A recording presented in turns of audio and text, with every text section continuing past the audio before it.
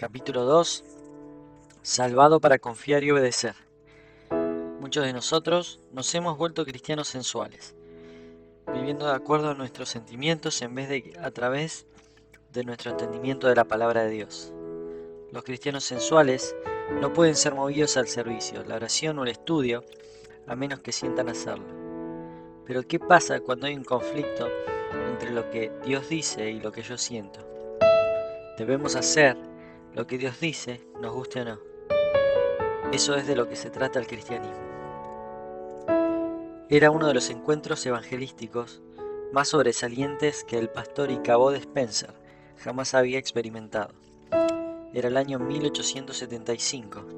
Él había estado interactuando con un joven que estaba siendo agitado por el llamado del evangelio a una fe simple. Como muchos incrédulos, el inquisidor frustrado deseaba alguna motivación justificable para creer en Dios. Estaba buscando razones por las cuales podría ser convencido por completo de que la promesa de vida eterna en Cristo era digna de su confianza. La fascinante conversión de Spencer con él finalmente llegó a su clímax. Con un toque pastoral y la precisión de un cirujano, Spencer expuso la barrera real para la fe de este joven. El relato extenso que sigue merece ser citado completamente. Finalmente, le dije una tarde: yo no sé, mi querido señor, ¿qué más se te podría decir? Te he dicho todo lo que sé. Ahora lo dejo frente a tu propio corazón. Si no eres un cristiano, ¿qué te detiene? Pensó por un momento. Me dijo: no puedo sentir. ¿Por qué no me lo dijiste antes? Nunca lo había pensado antes, señor. ¿Cómo sabe que esto es lo que te detiene? Es que no se me ocurre nada más. Pero estoy seguro de que nunca me voy a convertir a Dios si no tengo más sentimientos de los que tengo ahora mismo. Pero esto es todo culpa mía. Sé que no me puedes ayudar. No, señor, no puedo. Ni siquiera tú puedes ayudarte a ti mismo. Tu corazón no puede sentir solo porque tú se lo digas. ¿Y qué puedo hacer?, dijo él con mucha ansiedad. Ven a Cristo ahora, confía en Él. Deja tu mundo encantador, arrepiéntete para que la iniquidad no sea tu ruina. Él quedó perplejo, molesto, con un acento de impaciencia como nunca antes lo había visto en él. Respondió: eso es imposible. Yo quiero que el sentimiento me lleve a eso y no puedo sentirlo. Escúcheme, señor, dije yo, y estoy pensando bien lo que digo. Tengo varios puntos. La Biblia nunca te dice que debes sentir, sino más bien que debes arrepentirte y creer. Tu queja de no poder sentir es solo una excusa por la cual tu corazón perverso busca justificarse para no venir a Cristo ahora.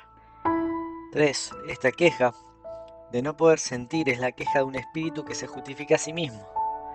¿Cómo es eso?, dijo él. Porque buscas el sentimiento de deseo para entregarte a Dios, o para verte listo para venir, o para capacitarte para venir. Sí, para capacitarme, dijo él. Bueno, eso es justicia propia. Es la forma de justificarte a ti mismo por no venir, o en la forma de confiar en ti mismo si intentas venir. Todo eso es legalismo y no hay aceptación de un cristianismo de gracia. No puedes ser salvo por la ley. Tu queja es el lenguaje de la ignorancia más profunda. Sentir no te va a ayudar en nada. Los demonios sienten y las almas perdidas sienten. Tu queja de no poder sentir tiende a guiarte a una falsa religión. Una religión de meros sentimientos de autojustificación. Pero señor, dijo él, hay sentimientos en la vida cristiana. Pero señor, dije yo, hay un deber en la vida cristiana. ¿Y qué debería ser lo primero? Debes sentir, debes amar a Dios y angustiarte por ser un pecador tan insensible. Yo sé que soy un pecador, pero no puedo sentir confianza para guiarme a Dios. Tú eres como el hijo pródigo del capítulo 15 de Lucas, cuando pensó decirle a su padre: hazme como uno de tus esclavos. Pobre necio, anda a decirle eso a tu padre. La idea misma es una afrenta al corazón de su padre. Pobre necio. Él no tenía idea. Y tú eres más necio que él. Él fue a la casa y donde encontró a su padre, allí también reconoció su corazón. Pudo sentir cuando se encontró entre los brazos de su padre y sintió fuerte el latido de su corazón de su padre. Haz lo que él hizo. Ve a tu casa y vas a sentirte como nunca te has sentido antes. Vas a morir de hambre donde estás. Tus algarrobas no van a poder salvarte. Con compasión y sabiduría extraordinaria, Spencer le mostró a este hombre que creer es ver y no al revés. La historia ilustra la tendencia pecaminosa del hombre a buscar señales tangibles antes de confiarse a sí mismo por completo a la verdad. Preferimos ver y probar algo antes de hacer compromisos. Confiar en nuestra seguridad, nuestra certeza o nuestro futuro a algo o a alguien sin probarlo antes parece evidentemente necio, pero en realidad la fe genuina hace lo opuesto. Fundamentada en el Dios que no puede mentir, la fe es el acto de confiarnos a nosotros mismos, a la verdad que Él ha hablado. Es descansar sobre lo que Dios ha prometido solamente por causa de quien Él es. La fe es genuina cuando nos confiamos a nosotros mismos a aquello que no vemos o experimentamos. Hebreos 11:1. Los restos de nuestra vieja vida, antiguos apetitos de la carne, prefieren realidades más tangibles, como el hombre incrédulo a quien aconsejó Spencer, que tan desesperadamente quería sentir antes de confiar. Los cristianos con frecuencia son perturbados por el mismo deseo de señales tangibles, de emociones para mantener firme nuestra fe en la batalla por el crecimiento espiritual. De hecho, la confusión permanente de la Iglesia en cuanto a la doctrina de la santificación progresiva, cómo crecemos en Cristo, puede ser trazada de alguna manera a errores desviados en cuanto a la fe en nuestras vidas. En un grado alarmante, una nueva generación de evangélicos busca dentro de sí mismos sus emociones y experiencias personales, para poder evaluar afirmaciones verdaderas, encontrar sentido y medir madurez espiritual. Hoy las personas están enfatizando no la fe y la obediencia humilde a las Escrituras, sino las emociones. De hecho, la Iglesia está comenzando a estar a la par de nuestra cultura secular, casi cabeza a cabeza. Por décadas, la motivación de la sociedad para acciones o creencias morales ha ido cambiando de una base racional a una sensual. Antes de la era posmoderna, la existencia de verdades universales que vale la pena conocer y creer era asumida por casi todos. Afirmar algo como verdadero era fundamental para la vida y se consideraba verificable. El pensamiento y la percepción racional se creían estar arraigados en principios universales que merecían ser buscados y conocidos. Las personas no siempre estaban de acuerdo en la autoridad final detrás de su sistema de creencias. La Biblia, la ciencia, la cultura, el consenso cultural. Pero principios fundacionales y universales para la vida se creían objetivos y dignos de ser descubiertos. Ese marco se ha desvanecido para siempre. El posmodernismo ha abandonado el fundacionalismo previo y ha arraigado las afirmaciones en cuanto a la verdad en la experiencia personal de individuos. La verdad de cada persona es igualmente válida, aun si contradice la de otro. La objetividad es una ilusión. Aún ideas irracionales son aceptadas mientras traigan satisfacción a aquel que las cree. Lo que importa hoy es la verdad de las creencias personales. Cualquier reclamo de verdades absolutas es mirado con sospecha. El intento obvio de un grupo de oprimir a otro. En la búsqueda por lo que es real hoy, el escepticismo es el nuevo policía. La realidad es lo que uno piensa y cree en el momento. Somos propensos a mirar dentro de nosotros para buscar y verificar conocimiento. Dada esta marea cultural, no nos debería sorprender que muchos jóvenes cristianos están siendo arrastrados hacia la corriente de la incertidumbre. Afirmar algo verdadero que suena definitivo o dogmático no es ya atractivo. Las declaraciones absolutas de lo que es verdadero o falso sofocan la autonomía personal, la expresión emocional y el desarrollo artístico. En una cultura que dice, esta no es la iglesia de tu abuela, la expresión individual y la satisfacción emocional son las nuevas marcas de espiritualidad auténtica. Mirando hacia adentro. En su volumen Cúspide, en una serie de libros sobre la moralidad cultural y el estado de la iglesia, David Wells señala con precisión el problema. Déjame empezar con una verdad fundamental de las Escrituras. Es que Dios está en pie delante de nosotros. Él nos convoca para que dejemos de mirarnos a nosotros mismos y lo conozcamos a Él. Esta es la verdad más profunda que vamos a encontrar jamás, o debería decir la verdad más profunda por la que seremos encontrados. Es es la llave para muchas otras verdades. Sin embargo, nuestra cultura nos está empujando exactamente al patrón opuesto. Ahora estamos pensando en nosotros mismos en términos no de naturaleza humana, sino de identidad propia. Ahora estamos inclinados a ver la vida, a entender lo que es verdad, a pensar en lo correcto o incorrecto en formas individuales como nunca antes, donde cada perspectiva es tan válida como cualquier otra. La realidad interior propia de una persona es todo lo que importa y no puede ser tocada por ninguna obligación hacia la comunidad ni entendimiento del pasado, ni siquiera por las intrusiones de Dios desde afuera. Y este ser propio solo quiere ser agradado, no ve ninguna para ser salvado. Esto es deísmo terapéutico, cuya moral está enfocada en sí mismo, generada por sí mismo. La nueva preocupación terapéutica de la generación del yo, por supuesto, se filtraría en la iglesia, aunque en formas menos sobresalientes y una versión más esterilizada. Uno podría llegar humildemente que estas versiones esterilizadas de este enfoque hacia adentro son más sutiles que sus versiones mundanas iniciales, por lo tanto más peligrosas. Hay cambios enormes que están sucediendo en la forma en que los cristianos evalúan la verdad y el crecimiento espiritual. Cuando discutimos sobre cómo batallar con el pecado y crecer en gracia, muchos creyentes ya no usan frases comunes bíblicas como caminar por fe o niégate a ti mismo y toma tu cruz. En el tema de la justificación, la terminología de fe se usa de forma generosa y en general se entiende correctamente. No faltan sermones y blogs sobre sola fide. Sin embargo, las conversiones en cuanto a la santificación están llenas de una clase de lenguaje distinto.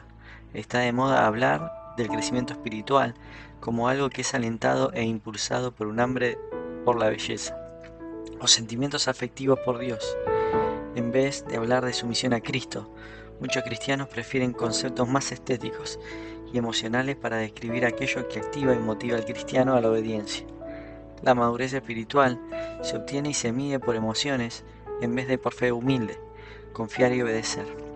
Y si bien no todos los énfasis en las emociones hoy en día deberían preocuparnos, la iglesia que se está alineando cada vez más con el cambio de paradigma cultural hacia lo sensual. Aunque tal vez desean sinceramente servir a Cristo, muchos creyentes están convencidos de que deben experimentar estados emocionales elevados para que la obediencia sea genuina. Cualquier cosa menos que esto sea un externalismo sin vida. En vez de hablar de formas de fortalecernos en gracia, Romanos 4:20, el enfoque ahora está en sentir la presencia de Dios y su amor. No estamos preguntándonos qué es lo que la Escritura claramente dice acerca de mi corazón y mi conducta, sino cómo me siento en cuanto a mi caminar con el Señor. ¿Y estoy experimentando gozo y placer en el Señor? Lo que muchos parecen temer es una obediencia vacía de emociones comprensibles, un sentido de simplemente seguir reglas. ¿Es esta una preocupación legítima? ¿Debería el evangelismo cambiar su enfoque de confiar y obedecer a sentir la gloria de Cristo que llena el corazón? Desde un ángulo el argumento parece razonable. Nos alarmamos con razón cuando alguien cambia su comportamiento sin expresiones de verdadera devoción por Cristo. El externalismo autojustificado de cualquier clase es diabólico. Vestidos en la justicia de Cristo, tenemos paz con Dios y nunca deberíamos soñar con ofrecer nuestras obras inservibles para ganar su favor. No hay ceguera más mortal que lavar lo exterior de la copa mientras el interior se mantiene sucio. Tampoco deberíamos deslizarnos a una clase de moralismo donde imaginemos que el amor de Dios se gana o se pierde por nuestra fidelidad o falta de ella. Para contrarrestar esta tendencia, muchos aconsejan que deberíamos abandonar el vocabulario de deber o esfuerzo y solo enfatizar en lo que la gracia de Dios ya ha logrado. Sin pasión emocional, confiar y obedecer suena como externalismo, como si estuviéramos fingiendo. Por lo tanto, sostienen que debemos liberar el evangelicalismo de sus años pasados de esforzarse más para mejorar. Pero ¿debería el evangelicalismo hacer un cambio de énfasis así de sísmico? ¿Ha sufrido el evangelicalismo en general de décadas de fariseísmo muerto? ¿Deberíamos enfatizar las emociones para corregir todos estos años de legalismo militante? Tal como Pablo, Antes de su conversión, se ha gloriado la Iglesia en sus logros espirituales mientras confiaba en su justicia propia. Por el contrario, aún una mirada superficial sobre el evangelicalismo de los últimos 40 años nos muestra una historia distinta. Encuentro con Dios. El modelo de santificación, cargado de emoción, no surgió de repente, sino que en su origen puede ser trazado hasta un sistema de raíces muy extenso. En gran medida es el fruto del amorío de la Iglesia, que ha mantenido por décadas con el pragmatismo y el subjetivismo. Como se explica más arriba, la cultura posmoderna rechazó la idea de sostener los absolutos del fundamentalismo y comenzó a buscar en las experiencias personales la prueba de lo que es verdadero. Los sentimientos de un individuo se vuelven el nuevo enfoque, y no tomó mucho tiempo que la Iglesia se desviara junto a la sociedad. Comenzamos a poner cada vez más lentes sensuales sobre todas las cosas. La Iglesia se abrió a sí misma a toda ola de misticismo. Ya desde 1960 las iglesias de primera línea comenzaban a igualar experiencias emocionales con la verdadera adoración. El movimiento de renovación carismática comenzó a gloriarse de experimentar a Dios más allá de las meras palabras de un libro antiguo. La fe simple, la verdad objetiva de las Escrituras se vio como repulsivamente académica. Los creyentes podían conectarse emocionalmente con Dios a través de una nueva revelación dada a ellos personalmente. A la vez, en los años 60 y 70, una joven turbulenta cultura, con su expresión propia, sin riendas, hedonismo y búsqueda de experiencias religiosas, inundó las iglesias a través del movimiento de Jesús. Gente joven inundó a la iglesia con emoción pura y sentimientos de la cultura espontánea que le rodeaba. Surgieron de la nada y encuadraron el cristianismo alrededor del entretenimiento y hábitos de vida con los que estaban familiarizados. Para poder alcanzar la próxima generación para Cristo, las iglesias se acomodaron a estos cambios aparentemente inocentes. Lo que muchos líderes no discernían en ese momento era el giro sutil, pero significativo en la forma en que los cristianos veían su relación con Dios y su palabra. No pasó mucho tiempo hasta que las iglesias empezaron a ceder a las demandas de menos énfasis doctrinal y más expresiones emocionales en la adoración pública. Recompensa emocional por sobre sustancia. La música cristiana contemporánea nació durante esta era de cambios tectónicos y después ganó cuerpo, con frecuencia en una actitud desafiante en la vida de la iglesia. De pronto, las iglesias se encontraban luchando de lleno con los estilos de música, bajo el concepto de guerra por la adoración. Los conflictos eran un choque entre los himnos de las generaciones previas y las canciones y coros que eran publicados por una nueva clase de músicos y artistas. La gente joven, algunos de los cuales habían crecido en la iglesia, era crítica de aquello que ellos percibían en la generación de sus padres como adoración sin pasión. Los servicios de adoración tradicional eran vistos como sin vida y fríos, pero muchos cristianos se alarmaban al ver esos cambios. Las canciones contemporáneas que se estaban introduciendo en los cultos dominicales usualmente eran superficiales teológicamente. Ola tras ola de coros, de alabanza, con letras insípidas y en ocasiones herejes, se producían y se vendían para una industria musical cristiana que se había estandarizado.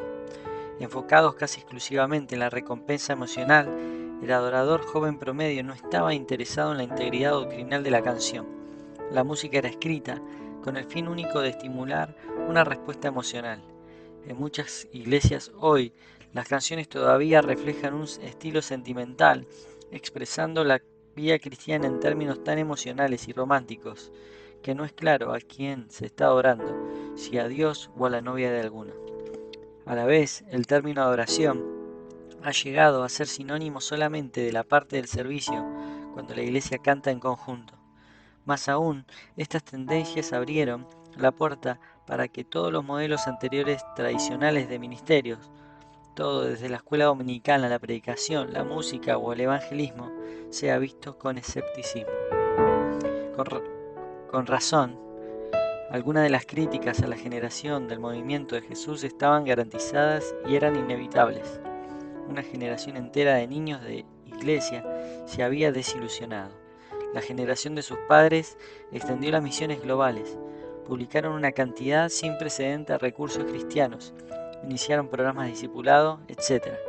Pero pese a estas bendiciones, sus hijos tenían asientos de primera fila para observar un drama de escándalos morales en el liderazgo de la iglesia, niveles de divorcio que aumentaban entre sus propios padres, divisiones escandalosas en las iglesias por temas de preferencia y compromisos mundanos. Creciendo en la iglesia, estos niños escucharon sermón tras sermón sobre la adoración, el alcance evangelístico y el poder para vivir para Cristo. Pero el cristianismo de sus padres no había resultado en una pasión por Dios o el poder para vencer la tentación que se prometía en el Evangelio. La hipocresía grosera en una generación siempre lleva a la exasperación, hostilidad y aún más la rebelión en la próxima generación. Para algunos, la desilusión se volvió en un apetito por el mundo. Disfrazado como libertad cristiana, ellos alardearon de su amistad con los elementos más bajos de la cultura, queriendo líderes de iglesias que hagan lo mismo. Muchos fueron atraídos a iglesias que celebraban pastores actuales que aplaudían la cultura del momento. Por el otro lado, hubo muchos otros que genuinamente deseaban un caminar real con Cristo, que renueve sus mentes y le capacite para la batalla contra el pecado. Ellos deseaban aprender las lecciones de los errores pasados y evitar repetirlo ellos mismos. En otras palabras, muchos de aquellos que gravitan hacia un cristianismo movido por las emociones lo hacen en gran medida como una reacción. Están convencidos de que los viejos modelos de espiritualidad nos dejan sin pasión ni poder. En la mente de muchos está la pregunta: si nuestros padres tuvieron todos estos privilegios, ¿por qué no marcaron ninguna diferencia en su pureza moral, fidelidad marital, claridad bíblica, madurez espiritual y audacia en el Evangelio? Y el crecimiento, removiendo barreras emocionales. La inmersión de la Iglesia evangélica en el subjetivismo fue superada por la forma en que él se entregó al pragmatismo en el movimiento de las mega iglesias. La Iglesia empezó a asumir que los que no asistían a la Iglesia necesitaban una forma de conectarse emocionalmente con Dios, sin los adornos de la forma tradicional en la que habían hecho las cosas. Se inventaron nuevos acercamientos al concepto de reuniones de iglesia y presenciamos el nacimiento del culto sensible a los buscadores. Años más tarde, el bestseller de Rick Warren, Una iglesia con propósito, se volvió en el manual para guiar cómo hacer el ministerio. En ese volumen, Rick Warren escribe: es mi convicción más profunda que cualquier persona puede ser ganada para Cristo si descubres la llave para su corazón. El lugar más apropiado donde comenzar es con las necesidades que siente la persona. Las necesidades sentidas de una persona se definieron como cualquier cosa que mejoraría su vida. Las reuniones se diseñaban para romper las barreras emocionales como la llave para abrir sus corazones al Evangelio. La oración bíblica verdadera sí involucra todo el ser interior, incluyendo estas emociones, pero la adoración no es la adoración de la emoción. Hay mucho que celebrar de los himnos nuevos que la Iglesia está escribiendo hoy. Pero el deseo por experimentar la presencia de Dios emocionalmente durante los tiempos de alabanza colectiva ha tristemente volcado a los creyentes más introspectivamente para definir su espiritualidad. Para ser claros, el cristianismo no se opone a las expresiones emocionales y no deberíamos imaginar que nuestra confección emocional debería ser el estándar para todos los demás. El cuerpo de Cristo es gloriosamente diverso. Le damos la bienvenida a todas las emociones santificadas, pero las sensaciones estomacales no son por sí mismas una base legítima para definir o medir la verdadera espiritualidad. De hecho, observar la presencia o ausencia de una experiencia emocional va a llevar a una fe arraigada solo en lo que se siente de forma tangible en un momento en particular. En contraste, Jesús advirtió severamente a Tomás sobre el deseo de ver antes de creer. Sanidad emocional, el nuevo becerro de oro. Otro factor significativo en el alejamiento de la Iglesia del modelo bíblico de santificación ha sido la búsqueda de la integridad emocional. Décadas atrás, el cristianismo empezó a mezclar los principios escriturales con las suposiciones fundamentales de la psicología moderna. La Iglesia ya no estaba mirando exclusivamente la Biblia para diagnosticar áreas de incredulidad. varias disciplinas psicológicas, con sus supuestos sobre la bondad humana, la culpa falsa, la victimización y las causas ambientales, fueron abrazadas con entusiasmo por creyentes que buscaban alivio de las consecuencias del pecado. Los psicólogos se convirtieron en los nuevos pastores de la Iglesia, proveyendo listas interminables de causas, léase excusas, para explicar el alarmante crecimiento de desórdenes emocionales y mentales entre los evangélicos. Los centros y clínicas de consejería cristiana aparecían casi semanalmente. Los líderes de las iglesias eran intimidados al decírseles que los desórdenes estaban más allá de las habilidades pastorales para el cuidado del alma de hombres que solo miraban las escrituras. La terapia profesional se volvió el camino a la restauración emocional integral. Al mismo tiempo, parejas casadas se volvían no a pastores y amigos creyentes maduros, sino a psicoterapeutas para que les ayuden a resolver el conflicto. Y antes de buscar consejo bíblico de otras familias experimentadas y piadosas, los padres eran rápidos en diagnosticar los problemas de disciplina en sus hijos como desequilibrios químicos en el cerebro. Los doctores cristianos prescribieron libremente medicamentos y estos fueron usados con mucho entusiasmo por pacientes cristianos. Términos bíblicos como arrepentimiento se reemplazaron por palabras como sanidad y renovación. El pecado ahora se llama disfunción y enfermedad.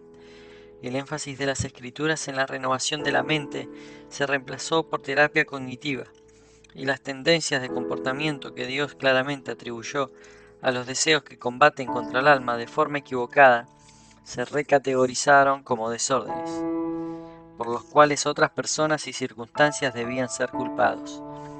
El análisis de Chuck Colson hace ya casi 25 años desenmascaró los peligros de estos cambios. El mito que el hombre es inherentemente bueno engaña a las personas haciéndoles pensar que ellos son siempre víctimas, nunca villanos, siempre privados, nunca depravados. Descarta la responsabilidad como una enseñanza de una era pasada más oscura. Puede justificar cualquier crimen porque siempre se puede culpar a alguien más. Una enfermedad de nuestra sociedad o una enfermedad de la mente. Un escritor llamó a la edad moderna la edad dorada de la exoneración, cuando se descarta la culpa como una ilusión de mentes estrechas. Ya nadie es responsable aún frente a su propia conciencia. Como resultado de esto, las iglesias abrazaron el supuesto de que el comportamiento aberrante, tanto en adultos como niños, era probablemente el resultado de traumas emocionales pasados que aún no se habían resuelto. Más y más personas se diagnosticaban como rotas emocionalmente, víctimas de un ambiente injusto y despiadado. Pronto, muchísimos cristianos concluyeron que simplemente no podían volverse a las escrituras hasta no haber sido suficientemente sanados emocionalmente para ejercitar la fe en la palabra de Dios. ¿Nos sorprende entonces que el vocabulario de la fe y humilde obediencia cayó en desuso? No me atrevo a confiar en el marco más dulce. Años de pragmatismo y emoción no han ayudado a nuestros jóvenes. Luchar contra el pecado se ha convertido no en una batalla para fortalecer la fe en Dios y su palabra, sino en una de sentimientos espirituales. Pocos millennials correrían a anotarse a una conferencia que se llame Obediencia, pero promociona una reunión que se llame Pasión y 30.000 jóvenes van a mover el cielo y tierra para poder estar. La cultura evangélica parece sobresalir por su capacidad de crear sentimientos de asombro. Pero no importa cuántos sermones, conferencias y reuniones de alabanza llenemos nuestras vidas, la paz emocional no dura mucho. Separado de la fe, la batalla contra el pecado va a estar siempre perdida. Las personas hoy se esfuerzan por mantener de forma permanente el mismo estado emocional elevado que les desbordó cuando por primera vez entendieron la gracia de Dios. En algún momento la culpa de las incursiones frecuentes al pecado alejó la euforia que ellos esperaban replicar, llevándolos a profundas dudas sobre su salvación y muchas veces a desesperar. En vez de vivir por la fe, más allá de lo que sientan, muchos están tratando de estimular suficiente su pasión emocional para que ésta les lleve a superar fuertes tentaciones del pasado sin esfuerzo. Buscando genuinamente el gozo de Dios, del cual escuchan tanto, los creyentes se desconciertan porque el fervor emocional no es suficiente para vencer el pecado. Admitámoslo, el asombro emocional en relación a nuestro perdón en Cristo se siente mejor que la culpa. Somos atraídos a estas experiencias porque ellas son un alivio emocional bienvenido para las presiones intensas de la vida diaria. Despertares de pasión ocurren frecuentemente después de reflexiones humildes sobre el amor de Dios manifestado en la cruz. Podemos ser dominados por sentimientos de placer en la medida en que la realidad teológica captura nuestra mente y alimenta nuestra alma, ya sea leyendo las Escrituras en soledad y clamando al Señor desde las profundidades de la debilidad, entonando un himno o a mitad de un sermón en un culto dominical repleto. El Espíritu de Dios traspasa nuestro corazón con un nuevo nivel de entendimiento y gratitud. Tales picos montañosos espirituales están cargados de alivio emocional, sensaciones de gozo exuberante, descanso apacible. Pueden estar acompañadas de un diluvio de lágrimas y también pueden llevar a una adoración profunda por Cristo. Es fácil entender por qué personas que experimentan momentos como este desean perpetuar la euforia. Ser llevados a los lugares celestiales en sentimiento de gratitud parece una forma mucho más atractiva de pelear contra el pecado que simplemente confiar y obedecer. Debemos reconocer, sin embargo, que la obra del Señor en nosotros sucede muy seguido, tal vez más seguido, sin saltos sensacionales de pasión espiritual. Los signos emocionales son atractivos, por cierto, pero no son ni constantes ni garantizados. Y como Lutero advirtió, tampoco son confiables. Los sentimientos vienen y los sentimientos van. Los sentimientos son engañosos. Mi garantía es la palabra de Dios. Nada más vale la pena ser creído. Aunque todo mi corazón se sienta condenado por el deseo de una simple evidencia, hay una más grande que mi corazón, cuya palabra no puede ser quebrantada. Voy a confiar en la palabra de Dios, que no cambia hasta que mi alma y cuerpo se desgasten. Porque si bien todas las cosas pasarán, su palabra va a permanecer para siempre. Terreno inestable. Las Escrituras nos enseñan clara y repetidamente que nuestras victorias espirituales por las que más duramente luchamos vienen no cuando confiamos en nuestros sentidos, sino cuando confiamos a nosotros mismos y a las promesas de Dios. Creerle a Dios cuando nada más en la vida se siente bien ni parece tener sentido, está en el corazón mismo de la madurez espiritual. Romanos 4, 18, 21, Hebreos 11, 1. Es apasionadamente cuando las emociones santificadas se alinean a las convicciones teológicas, pero cuando nuestros sentimientos chocan con la verdad, debemos confiarnos humildemente al carácter de Dios y sus promesas. Debemos inclinarnos en fe obediente, desear experimentar alguna sensación o experiencia interna para que este encanto empuje nuestros deseos pecaminosos y mueva nuestra voluntad, traerá serios problemas. En su trabajo pastoral, los puritanos enseñaron sobre el peligro de confiar en los sentidos, emociones, en lugar de la verdad. Cualquier terreno fuera de la palabra de Dios era, en su perspectiva, inestable y mortal, como Obadiah Sedgwick instruyó siglos atrás. Pero sin fe, ellas no tienen ningún impacto más allá de la acumulación de hechos. Por favor, no malinterpretes mi preocupación. No es que un entendimiento profundizado de las Escrituras no logra nada o no es importante.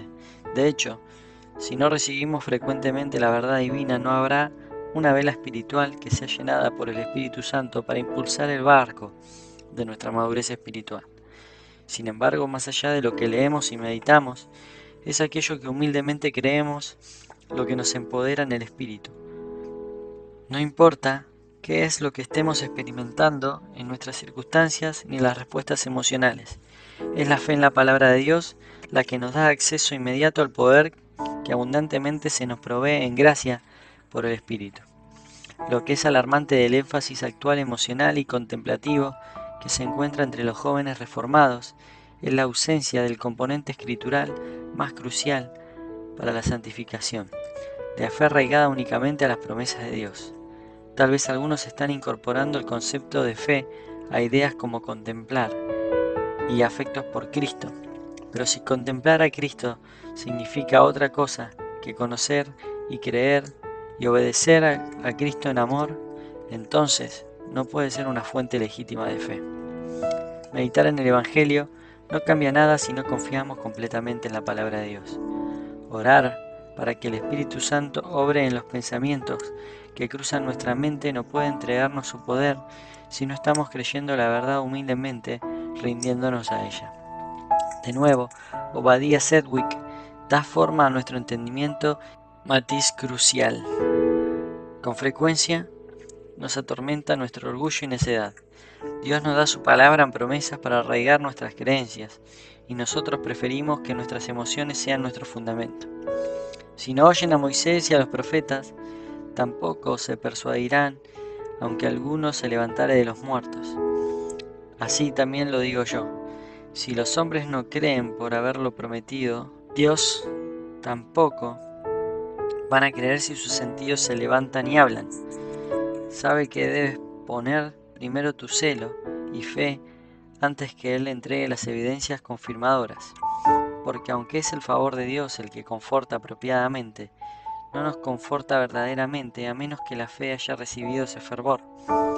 Pero ¿no son las experiencias antiguas un fundamento para creencias futuras? ¿No recordaba David los tiempos antiguos? Yo respondo, verdad. Las experiencias son buen aliento para los actos futuros de fe, pero la palabra de Dios es aún allí. Tú has tenido el favor de Dios, has tenido una respuesta, pero ¿cómo lo obtuviste?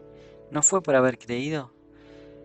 ¿Qué no ha sido realidad por haber esperado en alguna promesa buena?